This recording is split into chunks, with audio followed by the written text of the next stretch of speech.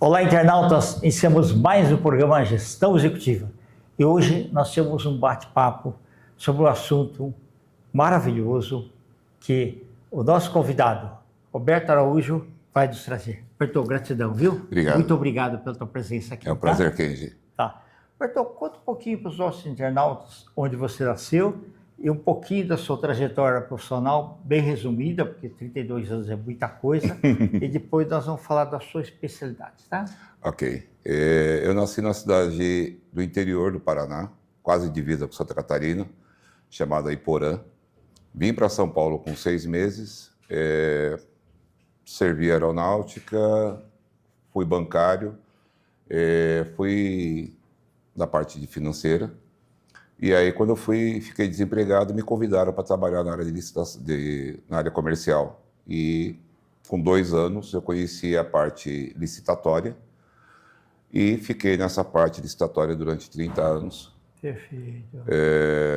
Trabalhei com diversos produtos e hoje eu incentivo todo mundo a sair do seu emprego e a participar montar seu próprio negócio, porque Se tornar empreendedor. é uma coisa que ele te dá uma gratificação interna muito grande. Tá? Você gerir o seu próprio negócio, independente do país que você estiver, eu já morei em alguns países, e é muito trabalhoso, mas você precisa ter disciplina. E outra coisa, tem muita gente que acha assim, não, eu trabalho aqui e tal, se eu montar meu negócio, o que ocorre comigo? Tem que ter planejamento, né? Tem muita gente que às vezes sai da empresa, monta um boteco achando que vai ganhar rios de dinheiro, mas não teve experiência, não pesquisou. Exatamente. E tudo mais. Então eu falo assim, quando você está numa empresa, você sabe exatamente quanto você vai ganhar. Sim. Quando você vai montar teu negócio, você vai saber quanto você vai gastar. Exatamente isso. Depende de você. Uma das coisas que eu falo para as pessoas é o seguinte, o dinheiro, ele sempre vai estar em terceiro plano. Tá? Primeiro, você precisa conhecer o seu produto. Segundo, você precisa conhecer a região que você vai atuar. E, por último, que é a consequência do que você fez, é que você vai ter o dinheiro. As pessoas tendem a ver o dinheiro, o Kenji, ele montou uma barraquinha de cachorro-quente na porta da faculdade e ele comprou um carro. Eu vou ter o mesmo sucesso que ele? Não. Por quê? Ele se pesquisou, se especializou nisso e tem o objetivo dele. Uma das coisas que acontece muito, e isso é um dado que existe oficial, de cada 100 empresas que abrem em janeiro, depois de 2 anos fica 30%. Sim. Esses 30%, você voltando a 100%, depois de mais 2 anos, você tem mais 30%. Ou seja, se você pegar e colocar isso na prática, de cada 100 empresas que você abre, daqui a 5 anos você vai ter 1 ou 2. Tá? Por quê? As pessoas vão empolgadas no mercado, todo mundo está fazendo, eu vou fazer também. Isso. Vão por desconhecimento. E a terceira, não tem paciência. O negócio, ele é uma planta. Se você não cuidar dela, ela não vai poder crescer, ela não vai te dar fruto. E se você ficar mudando de vaso em vaso, ela não vai te dar o efeito que você precisa. Perfeito. Então você precisa ter foco. Verdade. Esse é o parâmetro. E aí você escolheu comércio exterior? O comércio exterior, o empresário, ele tem a parte boa dele, que é assim, ele quebra. E eu tive algumas quebradeiras de 1 centavo até mil reais, vamos colocar dessa forma. E essas quebradeiras, a última que eu quebrei, eu saí da parte licitatória e um amigo me convidou para trabalhar na área internacional.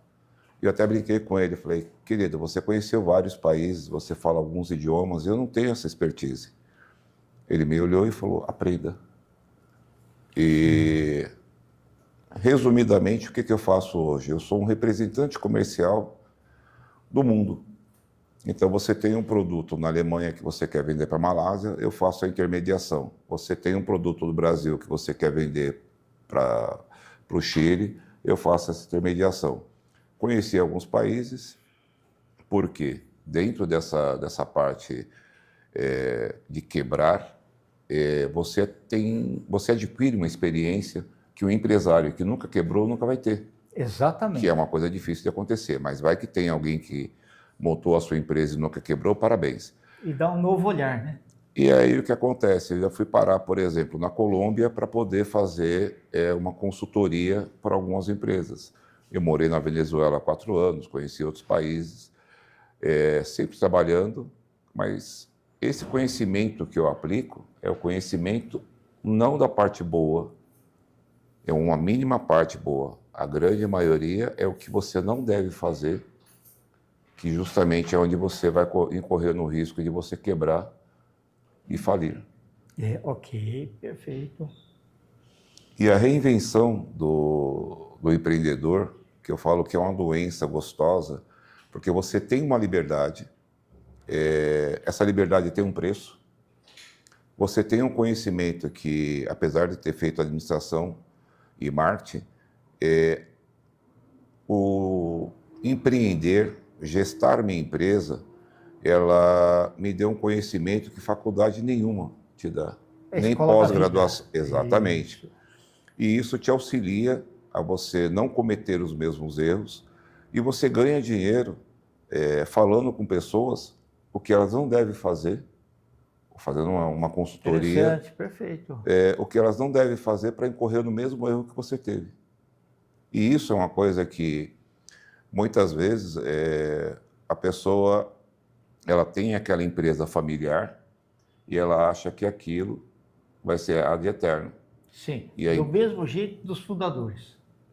e a empresa, o mundo mudou. Exato, e a empresa precisa entender que, em dado momento, a empresa familiar, ou seja, aquele dinheiro que entra, que pulveriza para a empresa e para a família, ele tem que se remanejar.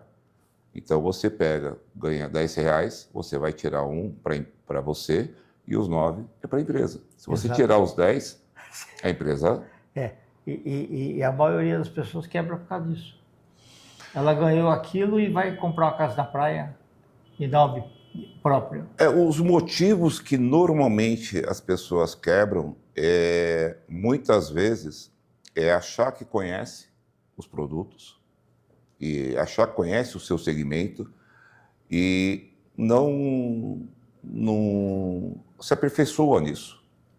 E na faculdade, por exemplo, a gente teve uma história interessante do Todd. O Todd, ele cresceu, chegou na maturidade e ele falava, não preciso fazer mais nada, porque eu estou aqui e ninguém vai me alcançar. Certo. E aí veio a Nescau e fez a propaganda para quem? Para os jovens. Sim, pegou outro segmento. Pegou um nicho e a Todd, ela começou a quebrar. Ela saiu da parte, porque só tinha Todd. E aí, conforto, E aí, resultado, ela teve que se reinventar. E ela se reinventou. Então, antes o Todd, que só era feito de chocolate com leite quente, ele começou a fazer com leite gelado. Eu tenho uma outra história que ilustra bem, e acho que isso é ser empreendedor. Uma pessoa foi convidada para gerir as Havaianas, e ele pegou e falou assim, cara, o que eu vou fazer nas Havaianas? Ela está pronta. Ela tem azul e ela tem a preta, não tem outra. E aí ele foi pro Nordeste e chegou lá, não tinha entrado na Havaianas aí, na Alpargatas, e aí chegou no Nordeste, ele viu um menino com as Havaianas quebradas, comprar uma Havaiana nova, tirar as tiras e virar ela ao contrário. E aí ele parou, olhou e falou assim, garoto, por favor, por que você está fazendo isso? Ele falou, para ser diferente. E aí ele teve a grande sacada de 2 coisas. Primeiro, fazer as Havaianas coloridas que vocês conhecem hoje. Sim, lançou lá em Paris. E segundo, colocar a Gisele Bündchen. Isso. E aí o pessoal perguntou, gente, mas por que a Gisele? Porque ela é a top model mais bem paga do mundo. Sim. Então, se você está fazendo alguma coisa diferenciado, você precisa colocar um impacto que seja emergente, ou que seja equivalente a isso, melhor dizendo. Perfeito. E foi aí que a Havaianas deu esse boom, e hoje você tem milhões e milhões de tipos de Havaiana, inclusive algumas que você pode pegar e chegar na loja das Havaianas e produzir a sua que seja diferente. Então, tudo isso é você ser empreendedor. Resumidamente, tudo que eu falei é você sempre pensar fora da caixinha. Exatamente. Não pode fazer as coisas como sempre foram feitas. Você tem que ter um novo olhar sempre. E as pessoas, muitas vezes, empreendedores, eles esquecem que eles deviam ter feito uma lição de casa, que é pensar nos clientes. Para quem que eu vou vender isso? Pode ser produto ou serviço. Não é assim, eu vou colocar um boteco que aí meus amigos vão lá. Não é isso. Eu conheci um árabe que ele me diz o seguinte: você já viu a entrevista do Donald Trump? Eu falei, não. Perguntaram para ele qual foi a fórmula da fortuna dele. Ele falou, simples. Existe o carro, o cara foi lá e lançou o carro. Todo mundo vai olhar a beleza do carro. E eu vou olhar o defeito do carro. E aí ele percebeu que o carro tinha tudo, mas não tinha um rádio. E aí ele colocou o rádio. Alguém foi lá e copiou o rádio. Ele percebeu que quando o rádio passava pelo túnel, não funcionava. Ele criou o toca-fita. Alguém foi lá e copiou. Ele percebeu que o toca-fita enrolava a fita. Ele foi lá e colocou o CD. E por aí vai. Ele sempre pensou à frente. Certo. Tá?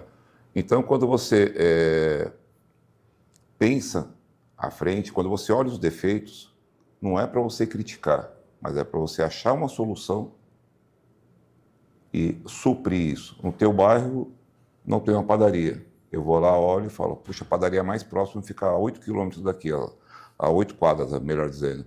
Então eu vou e monto uma padaria.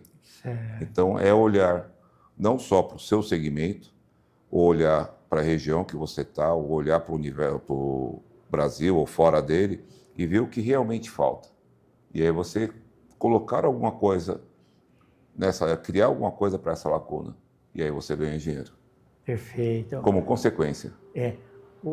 Bertô, para os nossos internautas, eu queria que você, em 2 minutos, falasse a importância de se conhecer essa parte aí de comércio exterior. Não tem como falar isso sem ser redundante. É você pensar fora da caixinha. Quando você vai para outro país, quando você conhece novas culturas, você percebe que não existe só o que você tem aqui. Eu dou um exemplo do cartão musical. Uma pessoa foi em férias para os Estados Unidos, foi numa feira, chegou lá e pegou o cartão musical, trouxe para cá, uns 10, deu para algumas pessoas, um empreendedor viu e falou assim, volta lá e compra. E ele voltou lá e comprou 4 milhões de cartões musicais, onde que infestou São Paulo inteiro com cartões musicais.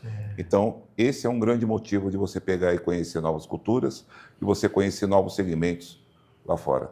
Perfeito. E estudar idiomas, principalmente, né? Tem a língua-mãe seria o inglês. Eu tenho uma certa dificuldade com o inglês. Então, eu chego até o cheeseburger. Passou disso, não.